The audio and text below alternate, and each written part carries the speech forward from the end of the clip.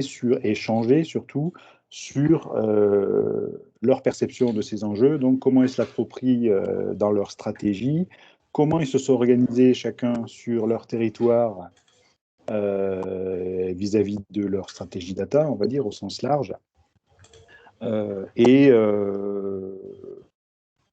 Voilà, dans un premier temps, c'était la première étape en essayant de les faire échanger et de partager leurs bonnes pratiques, comme vous le faites depuis fort longtemps au niveau du réseau. Hein. L'idée, c'est de leur faire prendre conscience et toucher du doigt que, la data est importante et qu'il vaut mieux la maîtriser, et que pour ça, il y a des compétences à avoir, des outils, Today par exemple, mais aussi des ressources humaines, les animateurs, pourquoi pas, au service donc de la stratégie territoriale des uns et des autres. Donc, on avait une vingtaine de territoires qui étaient représentés autour de la table, donc il y avait quand même pas mal de monde pour cette première, donc c'était pas si mal. Et on a des choses assez intéressantes qui sont sorties de ça. Bon, il y a des niveaux d'avancement différents, il y a des moyens différents, il y a des perceptions différentes. Il y a des enjeux différents. Ils ont beaucoup parlé des Jeux Olympiques du côté de la région parisienne, par exemple. Eux, ils sont à fond sur ces thématiques-là. En tout cas, ça conditionne pas mal de choses au niveau de leur stratégie. Et puis, l'idée, c'était surtout donc de resensibiliser à l'importance de se préoccuper de ça de façon assez active.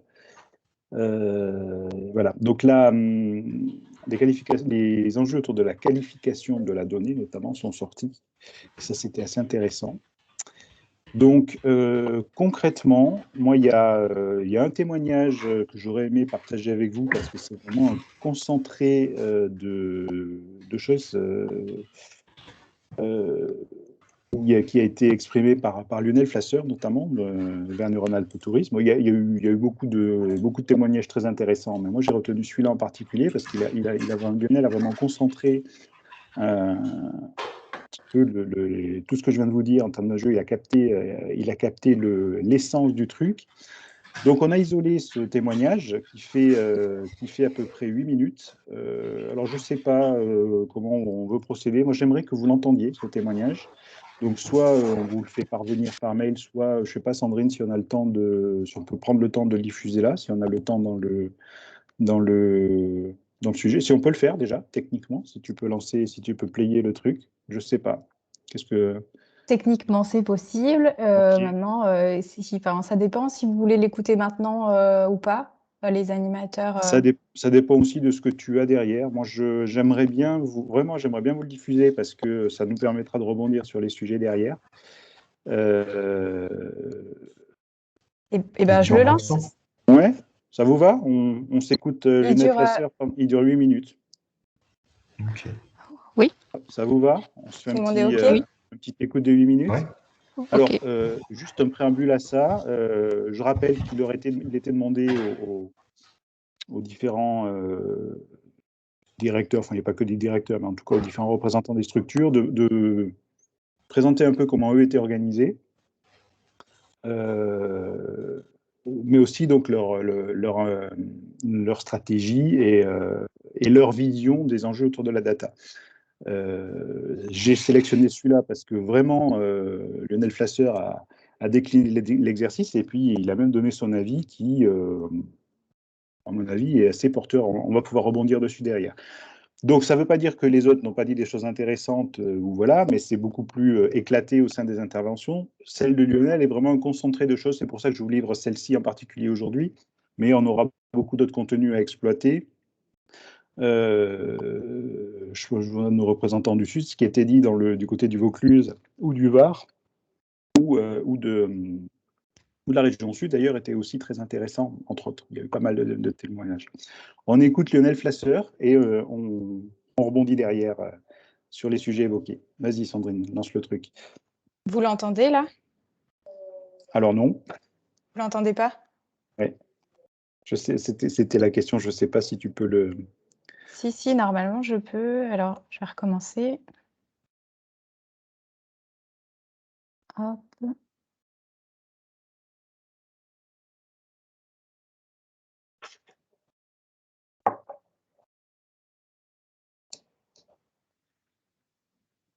Est-ce que c'est bon là? On C'est bon. héberge. Je pense qu'on peut parler d'hébergement effectivement de l'équipe Apidae. Et puis on a tous fait un choix effectivement de construire une entité autonome. Et donc du coup, on a créé un poste qui est dédié à deux choses. La première, c'est trois choses, pardon. La première, c'est la création de services issus effectivement d'Apidae, mais c'est avant tout la création de services qui nous intéresse. La deuxième chose, c'est l'animation au niveau de notre territoire, même si on a des experts ici présents et qu'en fin de compte, le système est plutôt remontant. Donc, il y a un travail qui est nécessaire, mais sans plus. Et le troisième point, et qui est peut-être le plus important et qui est très paradoxal, comme quoi les coordonnées étaient les plus mal chaussées, c'est l'animation en interne pour faire en sorte que Apidae devienne un incontournable pour toutes les équipes. Ce n'est pas simplement un système technique qui vit à part et qui est une problématique d'office du tourisme, etc. C'est aussi une vision par filière, c'est une vision par fonction. Je vais revenir au point premier qui est concernant l'usage. En fin de compte, effectivement, et Gilles en a parlé pour le Sud, mais les usages sont multiples. Le nombre de services que l'on peut faire est juste hallucinant, y compris dans des phénomènes et dans des scénarios de crise comme celui qu'on vient de connaître. Je rappelle qu'il a fallu très rapidement voir quels étaient les modes d'hébergement qui avaient mis en place les bonnes mesures sanitaires Covid. Ça, on pouvait le faire par rapport à Apidae. Je rappelle que l'information de savoir quels étaient nos hébergements, nos sites, etc., qui étaient ouverts pour pouvoir relancer les campagnes à minima, etc., ça, on pouvait l'avoir qu'avec Apidae. Cette donnée, il fallait pouvoir la gérer en temps réel parce que nos campagnes devaient pouvoir être relancées, notamment via les réseaux sociaux en temps réel. Je rappelle que les régions, tous, on a fait, les régions, les départements, qu'importe l'échelle, on a fait des opérations pour pousser à la consommation en circuit court quand les commerces étaient fermés, et ça, c'était permis par Apidae. Je rappelle qu'on a tous des enjeux de tourisme de proximité. On est en train de lancer une application là-dessus, et ça sera issu d'Apidae et rien d'autre. Karine rappelait que la culture, qui a été un des acteurs les plus touchés par la crise sanitaire, donc il a fallu relancer via la région très fortement la connaissance de tous les festivals qui se passent en région, et donc ça, en très peu de temps, la région a lancé une application avec 400 festivals qui ressortent. On a des partenariats, par exemple, avec le Crédit Agricole qui veut lancer une application qui s'appelle Escampette, et c'est ici d'Apidae. On a lancé avec une autre région et 2 autres départements un grand projet qui s'appelle la Vallée de la Gastronomie, et c'est ici d'Apidae. Donc, vous voyez, je peux vous faire l'étalage de tous les services, de tous les usages et de tout ce qui doit produire du résultat. Parce qu'on a une obligation de résultat dans nos métiers. Et le résultat, au final, ça va être la fréquentation, ça va être la consommation touristique, ça va être tout le développement durable auquel on aspire. Et Apidae doit jouer un rôle crucial et central par rapport à ça. Donc ça, c'est... Voilà, on l'a dit les uns et les autres, mais je pense que ceux qui n'auront pas une donnée à jour, une donnée enrichie, une donnée fiable, vont être exclus du jeu et vont s'exclure du jeu, voilà, à un moment donné. Et ils auront des comptes à rendre par rapport à ça, y compris à leurs propres élus. Concernant l'animation au niveau des départements, etc., je vais pas passer de temps là-dessus parce qu'encore une fois, il y a des experts autour de la table qui sont bien plus que je ne le suis. Et pour autant, on s'aperçoit quand même qu'il y a nécessité à une échelle régionale d'échanger sur des projets, d'avancer de projets, d'échanger des best practices. Ça reste nécessaire. En tout cas, il y a un vrai besoin, et il y a un vrai besoin de parler encore une fois usage, et non pas qu'on ait le sentiment d'être un groupe de techniciens de la donnée avec un jargon qui est compliqué. Donc, revenons vers l'utilisation pour la clientèle. Le troisième point, qui est peut-être pour moi le plus important, un des plus importants, c'est l'animation en interne.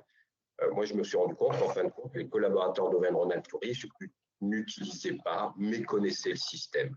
Voilà. Donc là, on est à un stade où on a reformé tout le monde. On reforme tout le monde pour l'usage d'Apidae. Donc ça, c'est le premier point.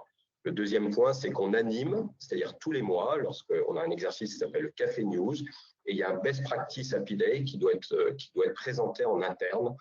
Ça peut être la personne, par exemple, de l'onotourisme qui a un très, très bon usage de l'Apidae pour animer sa filière. Donc, cette personne explique au reste de l'organisation. Et puis, le troisième point, c'est que moi, je souhaite que dans les fiches de fonction des collaborateurs, Apidae puisse ressortir à la fois dans à la fois dans, je dirais, bien sûr, la formation, mais surtout les indicateurs issus d'Apidae pour piloter sa propre filière. Ça doit être des indicateurs aussi de performance. Et ça, c'est aussi une question de management. Voilà.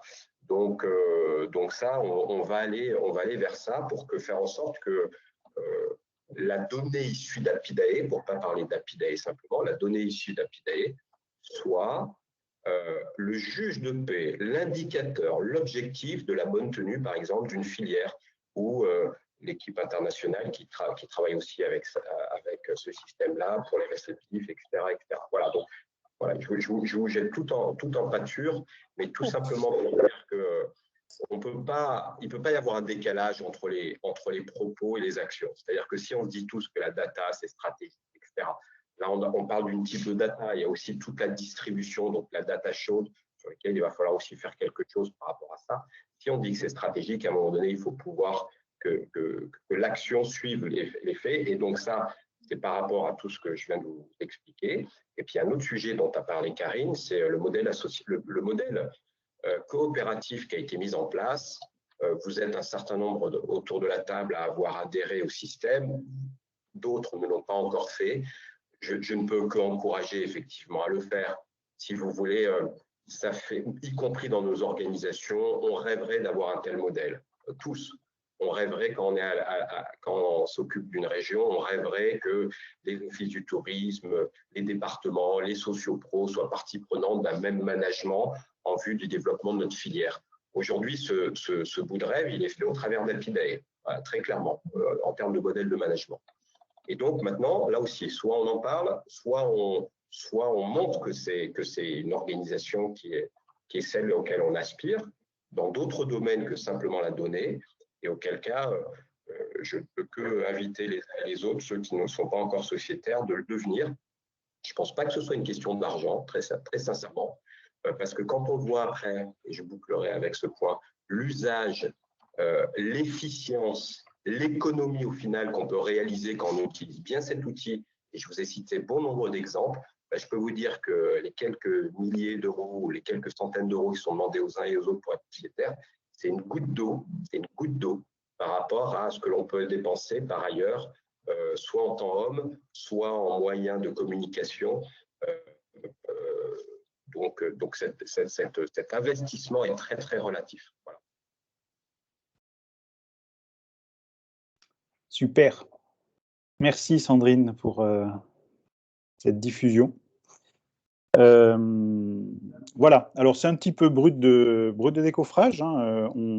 J'ai choisi de vous livrer aujourd'hui ce témoignage parce que il me semble vraiment être un concentré Lionel Flasser à aborder un certain nombre de sujets qui sont les nôtres, hein, au travers de ce chantier contrat leader, ce chantier accompagnement hein, finalement des territoires leaders. Vous avez vu qu'il y a un témoignage, mais il y a aussi une vision qui est partagée sur la stratégie, l'importance de la data donc au cœur des stratégies. Il y a aussi une dimension politique, clairement, qui est clairement évoquée. Et puis des questions qui vont nous occuper peut-être plus directement là tous autour de cette table ronde, autour de l'animation. Donc, il y a un gros volet autour de l'animation, moi qui m'a paru très très intéressant et que je voulais partager avec vous. Et au-delà de l'animation en général, inclut aussi le rôle de l'animateur. Ça me paraît logique. Et puis, on parle aussi de formation, de compétences des territoires par rapport à l'usage des outils. Une notion qui est intéressante, Lionel évoque une obligation de résultat. Ça, c'est des choses qui sont, et des comptes à rendre, notamment au pouvoir public qui finance les structures. Donc ça me paraît des notions intéressantes du point de vue d'un manager d'une structure publique, on va dire. Et enfin, bien sûr, vous l'avez bien entendu, on a un modèle coopératif qui fait rêver, hein, donc devenez sociétaire, bien évidemment, c'est une évidence, ça l'est pour Lionel Flasser en tout cas, et j'espère bien que les différents CRT, CDT et territoires comprendront rapidement que pour utiliser cet outil merveilleux qu'est Apidae et qui est au cœur de la stratégie, il est effectivement important de l'alimenter aussi de l'intérieur, d'être partie prenante en étant sociétaire, n'est-ce pas David? Voilà, alors, c'est un parti pris, hein. Je vous ai livré ce témoignage-là parce qu'encore une fois, ça me paraissait un concentré de pas mal de choses, il y a pas mal de sujets qui ont été évoqués là. Encore une fois, d'autres territoires ont dit des choses tout aussi importantes qui se recoupent. Celui-ci était, dans son format, m'a paru intéressant. Des questions, des remarques, des réactions par rapport à ça, parce que j'ai pas envie de parler tout seul sur ce sujet-là. Qui veut prendre la parole? Alors on pourra vous le diffuser, hein, ce témoignage-là. Lionel en est OK, a priori. Voilà, et si vous voulez vous le réécouter en boucle, vous n'hésitez pas. Personne? Bah, je n'ai rien de spécial à rajouter par rapport à ça. Mais... Bon. Peut-être des... Il y en a toujours qui sont pas contents. Et c'est ceux que tu entends le plus. Hein. On n'a pas. Ouais, on n'a pas compris. Du coup, moi, je t'ai appelé par... C'est sa collègue de bureau que vous entendez. Ah, c'est sa collègue de bureau. Bonjour, la collègue de bureau. Alors, je ne sais pas, même des réactions, hein, par rapport à ce témoignage-là. Je ne sais pas si ça vous paraît clair, pertinent, fumeux, irréaliste. Je ne sais pas. Pas d'obligation non plus. En tout cas, ce que vous avez compris par rapport à la finalité de cette animation qui est lancée donc au niveau du club des directeurs, on va l'appeler comme ça, c'est vraiment d'induire au travers ce genre de témoignages, ce genre de pratique, un échange donc d'expérience et une prise de conscience de la nécessité d'avoir des outils interconnectés, de la data interopérable donc, au sein des territoires. Ça, je pense que c'est une idée qui fait quand même son chemin depuis un certain temps. Mais aussi que l'animation, donc, au sens large, avait sa place. Et donc, moi, très clairement, et je profite de l'occasion de ce 60 minutes pour vous le dire, le rôle de l'animation, les enjeux autour de l'animation sont au cœur du sujet sur le contrat qu'on est en train de préparer et de faire passer pour à partir de début 2022, donc avec les différents territoires. L'enjeu, il est là. Il y a un enjeu autour de l'animation aussi et par extension du rôle de deux animateurs aussi quand il y en a sur les territoires. Donc l'idée, c'est aussi de pouvoir fédérer les directeurs de structures institutionnelles dans leurs pratiques, dans leurs réflexions, dans leur échange divers d'ailleurs, autour de ces enjeux-là, dont l'animation des territoires. Lionel Flasser a aussi parlé d'une animation en interne et au sein du CRT Auvergne-Rhône-Alpes, donc. Voilà, c'était aussi des choses qui me paraissaient intéressantes à partager avec vous ce matin. Voilà pour ce topic. Donc, prochaines étapes. Alors, il y a le fameux contrat leader devrait être livré pour cet automne, hein, de manière à ce qu'il soit opérationnel, signé et opérationnel pour le début d'année 2022. Donc, il y a un groupe de travail qui est là-dessus, composé de représentants d'Apidae, bien sûr, mais aussi de volontaires issus des territoires. Donc, on a Savoie-Mont-Blanc, de tête la Charente et Maille-Provence, la Provence, qui sont sur ce groupe de travail-là. Voilà, donc il y aura quelque chose qui devrait sortir pour la fin septembre, avec voilà, comme objectif de remettre la charte d'animation à la charte qui existait précédemment, de la transposer comme contrat avec des engagements réciproques des parties entre autres sur l'animation des territoires, mais dans les manifestations très pratiques, hein, comme l'outline, comme l'accompagnement, le coaching, nécessaire donc à l'animation des territoires. Et la contribution au réseau est aussi au cœur des sujets. Voilà. Donc moi, c'est tout ce que je peux vous dire à ce stade pour l'avancée des travaux. Ça me paraissait quand même important de vous faire un petit point d'info sur le process, les enjeux et la façon de procéder sur ce sujet-là. Je vous cède la parole s'il y a des réactions, sinon, je sais pas, qu'est-ce qu'on a d'autre comme sujet à l'ordre du jour, Sandrine, s'il n'y a pas de questions? Sinon, je vois qu'il y a Thomas, du coup, ce sera l'occasion de te présenter. C'était pas prévu, mais Voilà. et comme tu viens d'intégrer Eh le ben, allez, réseau, on fait ça. Par rapport à la réunion leader, à l'animation du réseau, des directeurs, on va dire, des questions, des remarques, des réactions, vous vous en foutez? Non? Oui? Non, on s'en fout pas, mais Ah, je Benjamin, pense que en fait. je pense que la phrase la plus importante que Lionel ait dite, c'est que il faut pas juste parler. Donc on va voir ce que ça va donner une fois qu'ils auront parlé. On est C'est bien Pour ça, d'accord. on s'en fout l'instant, pas, c'est concrètement qu'est-ce que ça va changer pour voilà. On est bien d'accord. Eh ben, on est tous là, effectivement. Donc, il y avait aussi un point intéressant sur plus de la formation, dans l'animation, bien sûr, la formation. Il y avait aussi un point qui m'a paru intéressant dans l'intervention de Lionel sur les indicateurs de mesure de performance, qui sont aussi, bien entendu, des datas intéressantes. Donc, on vous fournit, Claudia vous fournit périodiquement, par territoire ou de façon plus globale. Donc je pense que c'est aussi un levier intéressant auprès de vos propres hiérarchies, parce qu'encore une fois, les grandes personnes adorent les chiffres et que c'est des fois juste des éléments tangibles. Alors après, on leur fait dire un peu ce qu'on veut, hein, en fonction du propos, mais en tout cas, ça permet d'étayer un peu les propos, comme tu le disais, Benjamin, sur des éléments concrets qui sont parfois obtenus de façon très indirecte, parce que voilà, on sait que la chaîne d'action dans les métiers du tourisme, qui sont très ingrats, voilà, on ne voit pas toujours le résultat des actions en live, mais en tout cas, voilà quelques chiffres qui vous sont proposés.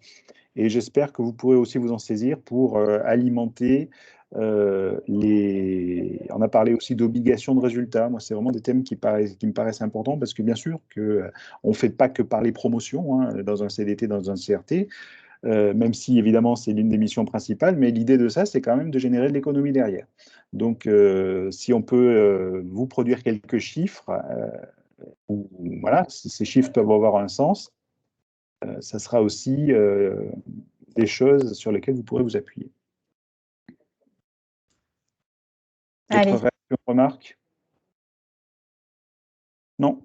Bah, allez, on va céder la parole à Thomas, donc, qui va nous faire un petit coucou. Bienvenue, Thomas. Bonjour à tous. Donc moi, c'est Thomas Levorgne. Donc j'ai commencé à travailler chez VAR Tourisme en début juillet. Donc sur un poste de gestionnaire de data, donc notamment au niveau d'Apidae, je vais être le suppléant de Valérie, qui est donc encore en arrêt jusqu'à fin octobre. Donc voilà, donc là pour l'instant j'ai fait la première formation avec Genaël sur le premier niveau de formation, et puis je vais passer au fur et à mesure vers le niveau de formation d'administrateur global. Donc voilà.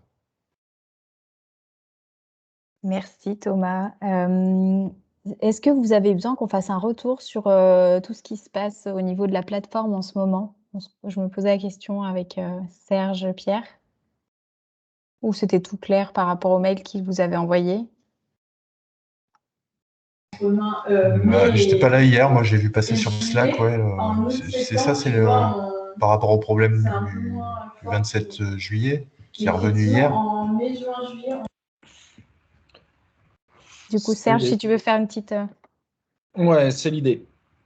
En fait, on a deux éléments là-dedans. On a le premier élément, enfin la première série où on a ratatouillé quand même un bon moment. Je ne sais plus exactement quand c'était, mais ça devait être début juillet, un truc comme ça, où sur la mise en place, enfin où on est vraiment monté en puissance sur le nombre de requêtes, etc.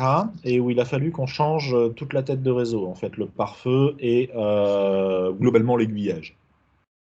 On a changé l'aiguillage et on s'est aperçu que la machine sur laquelle c'était monté était un peu vieillotte et qu'il fallait la refaire. Donc là, ça a pris deux petites journées, le temps de refaire les deux.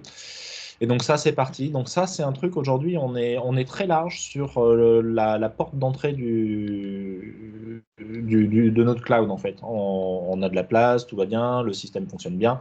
Ça, honnêtement, c'est cool. Et honnêtement, la plateforme n'a jamais aussi bien répondu que depuis qu'on a changé ce truc-là, parce que je pense qu'il était limité depuis un petit bout de temps. On a passé le seuil et mine de rien, ça nous a forcé à le changer. C'est pas plus mal. On avait mis pas mal de temps pour identifier que ça venait de lui. Le problème qu'on a eu du coup, le 29 ou le 27 et hier encore, le problème est un brin différent. Alors, ça lâche aussi au niveau de la tête de réseau. En revanche, la cause, elle est en dessous. C'est un des moteurs d'indexation solaire qui, à un moment donné, prend du retard sur les réponses qu'il fournit. Et ça s'accumule. Ça met longtemps à péter. Ça met une bonne entre une dizaine et une vingtaine d'heures pour lâcher. Le problème, c'est qu'on n'a pas de métrique pour le surveiller encore suffisamment. Et alors, du coup, il s'est produit une première fois. On s'est dit, bon, c'est bon, celui-là, on l'a eu, maintenant, c'est passé. Il s'est reproduit une deuxième fois, donc ça veut dire que vraiment la charge reste constante. Donc là, par contre, on a un process d'action derrière qui va découler. Hein. On va commencer par augmenter la mémoire vive de la chose, et puis dans un premier temps, juste en fait pour attendre une semaine. Et on sait qu'en augmentant la mémoire vive de la bête, de ce côté-là, ça passe. Et d'ici une semaine, l'idée, c'est de voir avec Laurent, qui est en congé cette semaine, si on peut décharger en fait le moteur d'indexation de moitié, en se disant on laisse sur le moteur d'indexation uniquement l'interface, et sur le deuxième moteur d'indexation, parce qu'ils sont redondants, on en a deux, on balance tout ce qui est API, etc. Ce qui ferait moitié charge pour chacun, ce qui nous permettrait de suivre quand même bien comme il faut après et d'être beaucoup plus stable. Voilà, globalement. Je ne sais pas si j'ai été un petit peu trop confus, un poil trop technique. Si vous avez besoin de précision, n'hésitez pas. C'est bon. C'est bon. Mais ça, je ne sais pas si ça en est où AWS, ça va être migré dessus ou rien à voir. Alors AWS, pour l'instant, on devrait entrer en phase de test d'ici une dizaine de jours. Fourbissez vos petits doigts parce que globalement, vous allez pouvoir jouer avec la bête.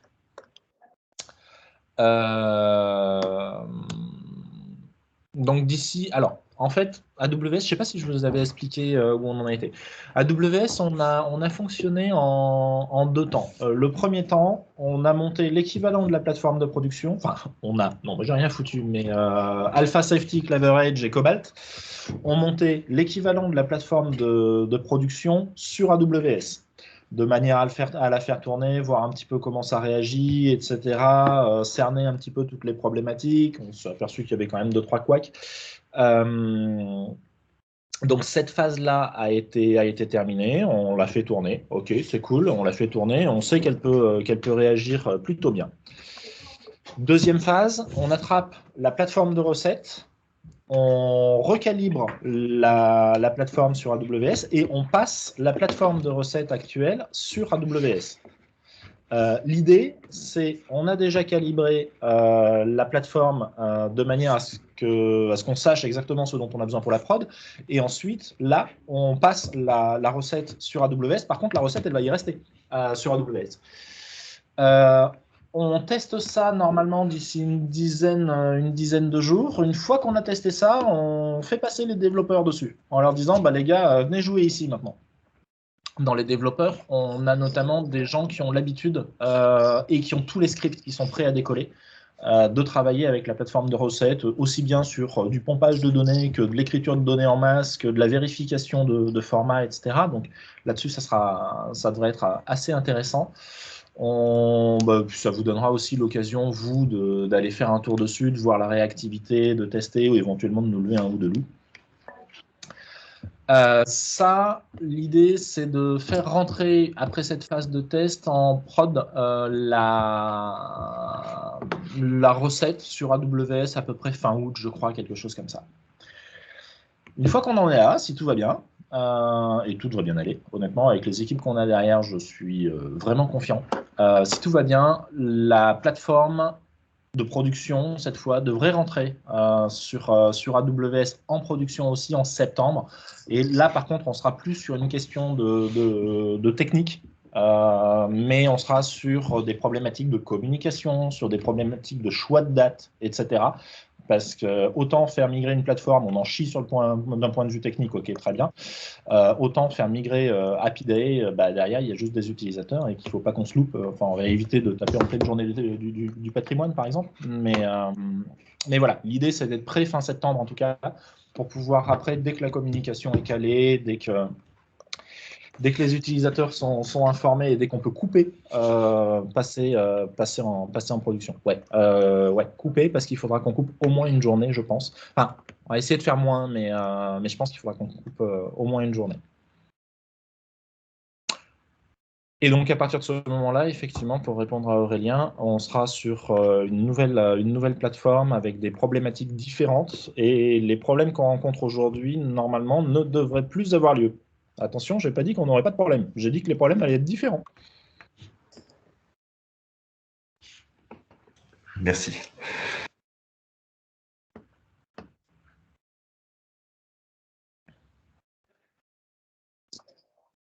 D'autres questions, remarques, besoin d'échange? Je vois que dans le chat, il y avait des questions de Lucie. Si Nicolas, tu veux...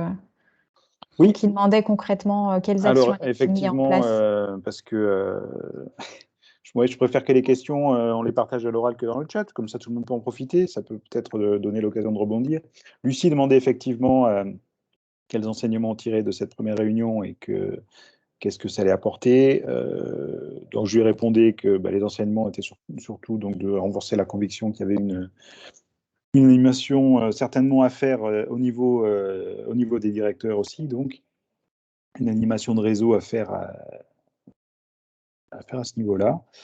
Et quelle première manifestation, quelle réalisation concrètement? Donc, la première étant donc la signature pour cette fin d'année de ce fameux contrat qui doit être opérationnel en début 2022.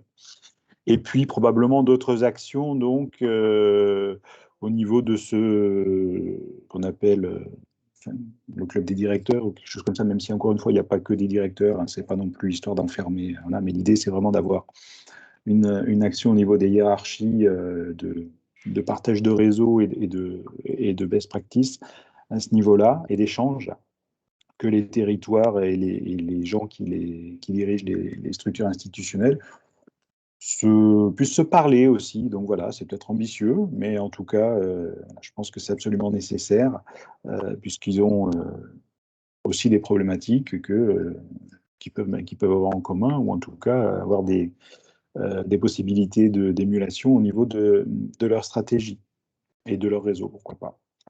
Voilà, donc il y aura probablement d'autres réunions, des rendez-vous peut-être périodiques, des webinaires, je ne sais pas trop encore quelle forme ça va prendre, il faut qu'on regarde comment on peut organiser ça dans le contexte. C'est vrai qu'on a quand même beaucoup, on a pris l'habitude de passer sur des formats numériques, des webinaires, des visios.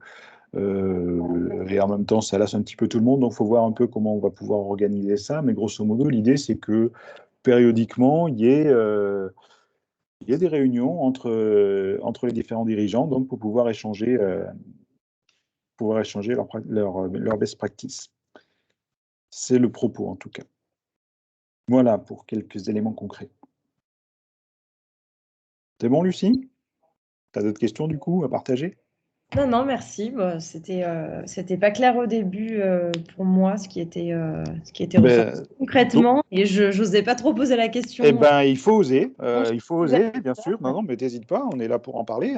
Et puis, alors c'est un parti pris, hein, effectivement, mais moi je pense que le boulot que les animateurs font en interne et qui a un chemin ascendant au niveau des hiérarchies, donc via vos actions, via les missions qui vous sont assignées, via le reporting que vous en faites, via les éléments concrets qui remontent du terrain, le quotidien, hein, tout simplement. Donc ça remonte, voilà.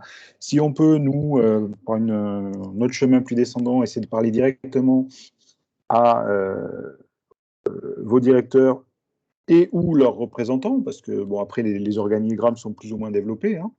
Ben voilà, c'est peut-être une façon de prendre en tenaille un petit peu pour sensibiliser à tous ces enjeux-là, hein, qui sont des enjeux donc de data au sens très large, mais des enjeux stratégiques, des enjeux économiques, des enjeux politiques, et voilà, donc c'est et mettre en lumière, entre autres, ben, un rôle d'animation nécessaire au niveau des territoires qui, en tout cas, ont choisi de faire, qui ont choisi d'assurer l'animation donc sur leur territoire. C'est pas le cas partout, hein. Il y a des CDT qui ont témoigné aussi, qui disent nous, on s'occupe pas de ça, c'est les OT qui font en direct en fonction des territoires. Voilà, ils n'ont pas de stratégie d'animation globale au niveau des départements. Bon. Il n'y a pas d'agenda, en tout cas, de poser.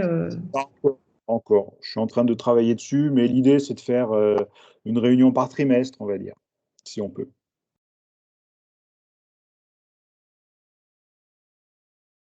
Et du coup, est-ce qu'il y a des discussions par rapport au niveau de participation des différents animateurs? Alors, pas encore, parce que ça, c'est un sujet qui est propre à chaque entité, en fait, hein. Dans cette réunion leader là, du 8 juillet, il y avait déjà des animateurs qui étaient présents, parce que l'invitation qui avait été faite, voilà. Alors, il y a des gens il y a des amateurs qui étaient présents parce que sur certains territoires, ils ont vu Apidae, donc ils ont dit ça c'est pas moi, et donc c'est l'animateur. Donc ils n'ont même pas lu le mail, ils ont vu Apidae, ils ont transféré à l'animateur direct. Et puis il y en a d'autres qui ont lu le truc, ont vu le propos, et qui, soit pour des raisons pratiques, ils ne pouvaient pas être présents, et ils ont délégué leur animateur, soit pour des raisons stratégiques, l'animateur est au cœur de la stratégie et on l'associe, se sont fait accompagner de leur animateur. Donc il y avait un peu de tout, mais oui, certains animateurs étaient déjà présents et certains animateurs étaient aussi porte-parole de leur direction par rapport à ce sujet. Donc, parlez-en en interne, c'est quelque chose qui est sur le feu. Je ne sais pas quel est votre niveau de...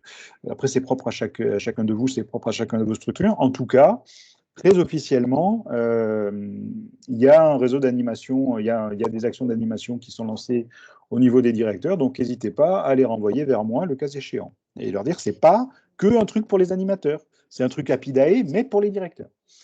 Voilà, voilà. Ben, en fait, ma question, c'était surtout par rapport au niveau de participation des animateurs dans les actions du réseau. On sait qu'on bosse pas tous pareil sur les différents sujets. Est-ce que ça a été discuté?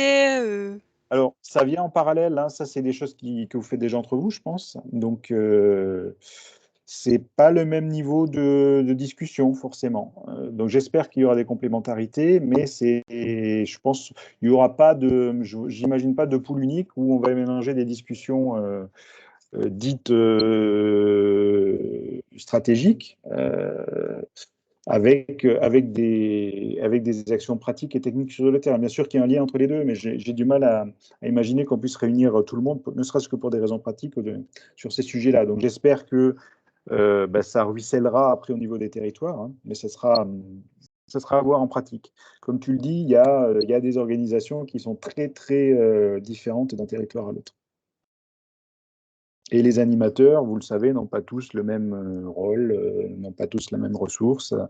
Il y a des territoires où il n'y a pas d'animateurs. Il y a des territoires qui ont choisi d'externaliser certaines prestations. Je pense notamment à la hotline. Voilà, donc ça sera aussi des choses qui auront une réflexion plus à un niveau plus global. OK pour ça? On va dire oui. Non, je voulais ajouter un truc, moi. Vas-y, David. Bah, pour moi, du coup, en résumé, comme tu l'as exposé, ça va rester au niveau d'un grand blabla entre dirigeants. Et au final, niveau action, je pense qu'il n'y aura que chi. Après, ça, c'est mon point de vue. Mais je pense que ça va rester très superficiel. Et voilà, après, in fine, peut-être que si ça fait du réseautage et que ça permet aussi de renforcer quelques liens, c'est très bien. Mais j'y trouve vachement superficiel. Voilà, tout ce que j'ai à dire pour ma défense. C'est bien, David, que tu l'exprimes. Alors après, effectivement, hein, chacun là-dessus peut avoir les opinions qu'il entend. Moi, c'est un grand blabla. Oui, on peut le voir aussi comme ça. Comme on peut dire que les débats à l'Assemblée ou au Parlement sont des grands blabla. On ne parle pas tout à fait des mêmes choses quand même, mais l'idée, c'est quand même que ça alimente des réflexions et des stratégies et que ça débouche sur des actions. Alors après, des actions, encore une fois, seront propres à chacun des territoires. Nous, encore une fois, on n'est que l'outil qui permet de réaliser un certain nombre d'actions et l'outil au service des stratégies des territoires. Donc, on n'a pas la prétention de dire aux territoires quoi faire, hein, mais si on peut leur montrer ce que on peut faire avec Apidae et tout l'écosystème qui gravite autour, enfin tout l'écosystème Apidae, et voilà, j'espère quand même que ça débouche sur des actions concrètes. C'est déjà le cas, et que ça débouchera aussi sur des actions concrètes dans l'avenir au niveau des stratégies des territoires. Tiens, d'ailleurs, David, ça me fait penser, tant que tu avais la main, là, qu'il y a aussi un volet intéressant dans l'intervention de Lionel sur le sociétariat et le fait et le modèle économique qui est défendu par Apidae, qui est je le rappelle, un modèle coopératif, donc, où voilà, lui, il invite clairement ses pairs à entrer au capital d'Apidae. Donc, c'est aussi un relais de poids. Si vous avez au sein de vos directions des besoins d'éclaircissement, des besoins d'arguments, savoir pourquoi il faut prendre des parts à Apidae, ce témoignage peut aussi vous donner des idées. En tout cas, nous, il nous en a donné. En tout, il sera relayé pour pouvoir convaincre que ce projet est un projet coopératif, et c'est aussi pour ça qu'il y a des échanges entre régions, entre départements qui sont montés, y compris au niveau hiérarchique. Donc voilà, s'ils sont sociétaires, ça ne nous fait pas de peine, bien au contraire. Du coup, juste Anaïs, pour compléter, pour avoir assisté à la réunion en spectatrice, ça a été juste des échanges sur qui faisait comment, qui était organisé comment, et il n'y a pas eu du tout la question de l'implication des animateurs au réseau. C'était vraiment du survol en fait de chacun. Voilà. Pour cette première réunion, oui, c'était un inventaire, mais bon, il y a ceux qui avaient un animateur l'ont signalé quand même. Et c'est prévu d'aborder cette question à un moment ou... Alors, je ne sais pas, on ne peut pas l'aborder frontalement parce que on ne va pas dire au territoire, il vous faut un animateur, engager un animateur, donner des sous à votre animateur, on ne peut pas le dire aussi frontalement. L'idée, c'est, nous, on en est convaincus tous, hein, je pense, autour de cette table ronde, sur la nécessité de l'animation au sens large. Après, les moyens qui sont donnés à l'animation est propre à la structure à la stratégie de chaque territoire. Il y en a qui ont choisi de recruter, de salarier une personne, il y en a qui ont choisi d'en avoir plusieurs, il y en a qui ont choisi de les mettre à plein temps, il y en a qui ont choisi de les mettre sur telle ou telle mission. Nous, on peut faire que de l'incitation là-dessus, mais encore une fois, chaque territoire est souverain au niveau de sa stratégie ressources humaines, on va dire. Nicolas, tu peux peut-être quand même nous dire un mot sur le contrat de partenariat sur lequel vous êtes en train de travailler, parce que la place des animateurs est quand même essentielle là-dedans. Et on essaye aussi à travers ça de repositionner le rôle des animateurs. C'est le rôle de l'accompagnement au sens large qui est traité dans ce contrat-là. Alors effectivement, on a essayé de le globaliser en tout cas. dans le contrat, il y aura des engagements réciproques des parties et avoir un animateur et le payer correctement ne fait pas partie des engagements qui seront proposés dans le contrat. Pour moi, ça peut en être une conséquence à discrétion, donc à discrétion des territoires, encore une fois, qui vont signer ce contrat. Mais, comment dire, le rôle l'animateur n'est pas abordé en frontal dans ce thème-là. Par contre, on parle de contribution au réseau, on parle de, comment dire, on parle d'allouer de la ressource sur des chantiers communs. Donc là, par ricochet, j'espère, oui, que ça pourra permettre de réaffirmer la nécessité, pas d'ailleurs, mais encore une fois, c'est lié à l'appréciation de chaque territoire, d'avoir de l'animation de son propre réseau et, si possible, de la partager donc avec les copains. Ce qui peut prendre la forme d'un animateur. Voilà.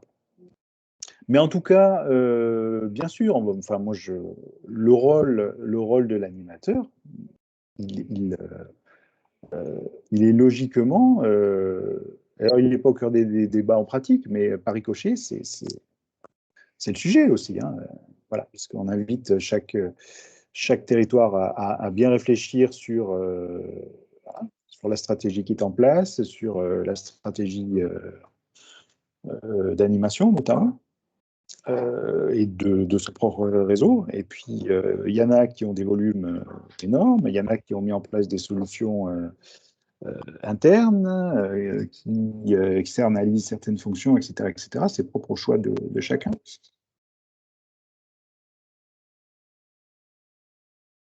C'était le sens de la question, Vérane?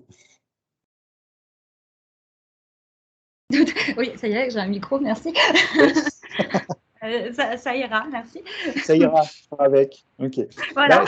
Moi, je ne peux pas vous dire mieux, je ne peux pas vous promettre, et surtout, je ne peux pas parler pour les 30 territoires leaders qui sont concernés, là, pour le moment, et où chacun a sa structuration, sa vision, sa hiérarchie et ses moyens. Non, mais c'est pas la question. Ça, je pense que c'est clair pour tout le monde que c'est effectivement des décisions qui se prendront à l'échelle de chaque structure. Par contre, moi, il me semble qu'il y a un message fort à faire passer, c'est que Apidae n'écarte pas les animateurs et que le rôle des animateurs est toujours au cœur du sujet et que les actions qu'on met en place vont dans ce sens-là. Absolument. Absolument. Et effectivement, c'est bien que tu le rappelles. C'est bien que tu le dises.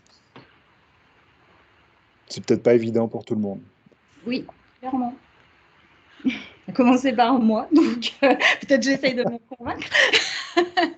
Allez, tout va bien se passer. La méthode Coué, il n'y a que ça de vrai. Du coup, est-ce que vous avez d'autres questions, remarques? Sinon, je pense qu'on va pouvoir vous libérer à vos charges de travail respectives.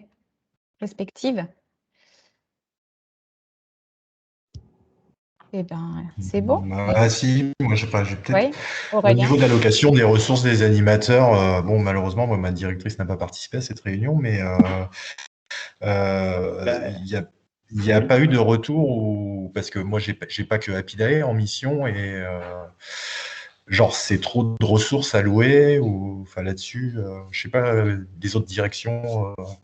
Leur sujet, c'est que des fois, moi, c'est pas évident de faire passer certains temps passés sur des trucs auprès de ma direction. Alors, s'il y a une charte, et que c'est établi dedans, ça fait partie du jeu, mais... Un contrat, il y aura un contrat. Ouais. Alors après, l'idée, effectivement, on sait bien que d'un territoire à l'autre, les organisations sont différentes, les outils peuvent l'être aussi. Enfin voilà, après, il y a... Apidae, c'est aussi dans l'esprit, c'est un système de briques, donc après, c'est à compiler avec d'autres outils en place. Et on sait bien que les animateurs sont pas forcément, quand il y en a, sont pas forcément en temps plein sur AppyDAE. Donc l'idée, c'est effectivement de vous faire passer ça. Donc si ta directrice n'a pas participé, bah, déjà, tu peux lui dire qu'elle aurait dû, parce qu'il y a des choses intéressantes. On va essayer de mettre sur pied assez rapidement un compte-rendu de ces échanges, mais ça a été vraiment dense. Donc l'idée, c'est d'en faire une compilation sur les différents sujets. C'est vraiment d'amorcer encore l'animation de ce club des directeurs. Donc l'idée, c'est que j'espère que dans quelques temps, ceux qui n'y auront pas participé ou n'y auront pas envoyé un représentant auront l'impression d'avoir raté quelque chose, sans prétention, hein, mais il y a quand même des débats qui sont intéressants. C'est du réseau, hein, c'est des gens qui se rencontrent parfois dans des grandes instances nationales, ou voilà. Bon, là, il y en a eu un peu moins depuis 1 an et demi. Donc, c'est peut-être notre moyen de faire de la veille, d'échanger avec les copains, etc., etc. Donc, j'espère que les directeurs ou leurs représentants, encore une fois, ça va être décidé, trouveront une valeur ajoutée à participer à ce genre d'échange, au sens large, quelle qu'en soit la forme. Donc voilà, donc moi je t'invite à lui en parler, à ta directrice, de la tenue de cette réunion. Moi je m'engage, on va faire un petit retour, un petit compte rendu vite fait, puis un petit calendrier des prochaines échéances, et puis bien faire passer le message que ça c'est un truc, pas pour les animateurs, même si ça s'appelle AppyDAE, ça c'est un truc pour les directeurs. Voilà. Ok. Tout bon? C'est tout bon. Ok. Bon, s'il n'y a pas d'autres échanges, remarques, trolls, blagues ou recettes de cuisine, eh ben, on va pouvoir vaquer. C'est bon, Sandrine? C'est bon pour moi. Bien. Merci à de votre participation. Et puis, bon mois d'août. Et puis, à très vite. Bonne saison. Et puis, à très vite pour la suite. Merci. Au revoir. Bonne journée à tous. Au revoir. Au revoir. Au revoir. Au revoir.